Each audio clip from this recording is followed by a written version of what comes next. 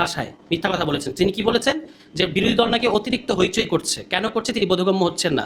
কিন্তু তারা কি অবজারভেশন দিয়েছে এই গুম প্রতিরোধ অধ্যাদেশ, তারা নাকি গুম বাতিল অধ্যাদেশ বাতিল করবে না, তারা নাকি আরও পরিশীলিতভাবে এই অধ্যাদেশটা সামনে নিয়ে আসবে। এটা হলো তাদের সংসদে মিথ্যা বক্তব্য, অসত্য, সংসদীয় ভাষায় অসত্য বক্তব্য। কিন্তু আসলে তারা তাদের যে কমিটির যে প্রতিবেদন সেখানে কি বলেছে গুমের ব্যাপারে, গুম প্রতিরোধের ব্যাপারে তারা বলেছে যে এটা করা যাবে না।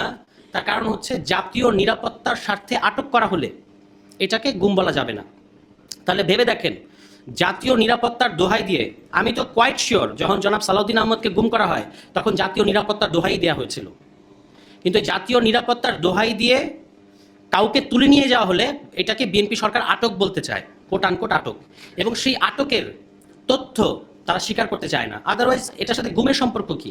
আপনি যদি জাতীয় নিরাপত্তার জন্য কাউকে থ্রেট মনে করেন তাহলে আপনি অন্যান্য আরও নিবর্তনমূলক, বাংলাদেশে মার্শাল্লাহ বাংলাদেশ সংবিধানে এবং অন্যান্য পেনাল কোড সহ অন্যান্য জায়গায় নিবর্তনমূলক আইনের কোনো মানে শেষ নাই, প্রচুর নিবর্তনমূলক আইন আছে। আপনি সেই সমস্ত নিবর্তনমূলক আইনে যে কোনো ব্যক্তিকে জাতীয় নিরাপত্তার কারণে যদি তিনি কোনো থ্রেট মনে হয় তাকে আপনি ধরতে পারবেন।